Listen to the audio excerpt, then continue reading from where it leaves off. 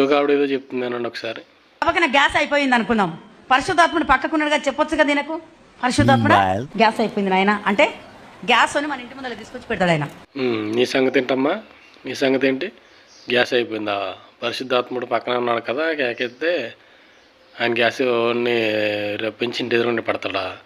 పరిశుద్ధాత్ముడు వేరే పని ఏమి లేదు. ఇంకా ఇంట్లో గ్యాస్ అయిపోయిందా, నీ ఇంట్లో అయ్యి అయిపోయినాయి ఏటీఎంలో డబ్బులు వేయడానికి, ఇదేనా ఈ పనేనా ఇంకా దేవునికి ఇదే పని? ఇంకా మీకు గ్యాస్లు ఇప్పించడం వేరే పని ఏం లేదు కదా.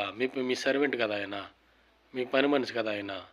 మీరు అసలు క్రైస్తవులే కాదు అనుకోవాలంటే వీళ్ళ సాక్ష్యాలు ఎవరు నమ్మకండి. వీళ్ళ సాక్ష్యాలు అసలు ఈ ఫేక్ సాక్ష్యాలన్నీ నమ్మొద్దు.